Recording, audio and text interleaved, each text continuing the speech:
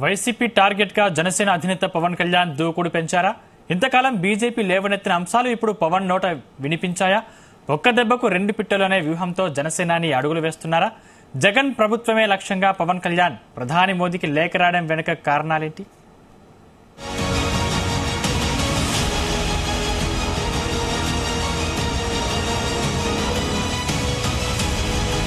ఏపీలో రాజకీయాలు రసవత్తరంగా మారుతున్నాయి. టీడీపీతో కలిసి వెళ్లాలని నిర్ణయించుకున్న జనసేన తనతో బీజేపీని కలుపుకుపోవాలన్న ఆలోచనతో ఉంది.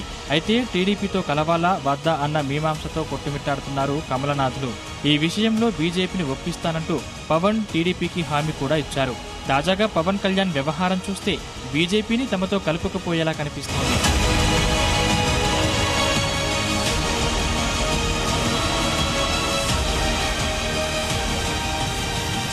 ప్రధాని నరేంద్ర మోదీకి ఓ కీలక అంశంపై జనసేన అధినేత పవన్ కళ్యాణ్ లేఖ రాశారు.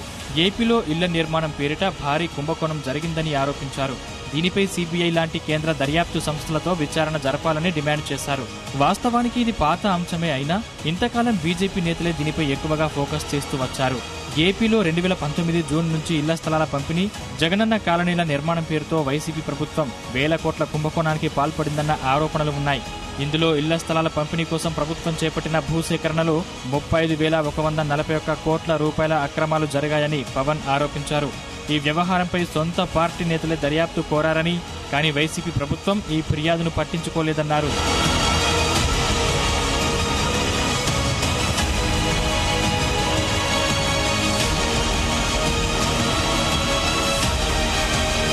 ఇళ్ల స్థలాల కోసం సేకరించిన భూముల ధరల్ని ఎడాపెడా పెంచేశారన్నారు. అయితే భూములిచ్చిన యజమానులకు మాత్రం తక్కువ ధరలు చెల్లించి మిగతా డబ్బులు వైసీపీ నేతలు జేబుల్లో వేసుకున్నారని పవన్ ఆరోపించారు.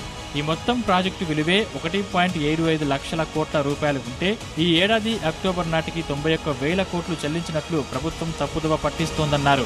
కేంద్ర ప్రభుత్వ ప్రతిష్టాత్మక పథకం ప్రధానమంత్రి ఆవాస్ యోజన అమలు జరుగుతుంటే వైసీపీ ప్రభుత్వం మాత్రం ఇళ్ల పథకం తమదేనని చెప్పుకుంటోందన్నారు.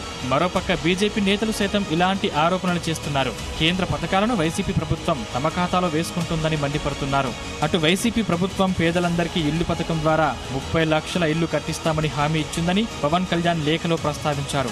ఇందులో భాగంగా రూరల్లో సెంటు, అర్బన్ ప్రాంతాల్లో సెంటున్నర చొప్పున 29.51 లక్షల మంది లబ్ధిదారులకు వీటిని ఇవ్వాల్సి ఉందన్నారు. వీటిలో 21.85 లక్షల మంది మహిళలకు ఇళ్ల పట్టాలు ఇచ్చారని, ఇందుకోసం 28,445 ఎకరాల ప్రభుత్వ భూమిని ఇళ్ల స్థలాలుగా మార్చారని, మరో 25,374 ఎకరాల్ని ప్రైవేటు వ్యక్తుల నుంచి సేకరించారన్నారు. ఈ గణాంకాల్లో ఎక్కడా పొంతన లేదని పవన్ కళ్యాణ్ విమర్శించారు.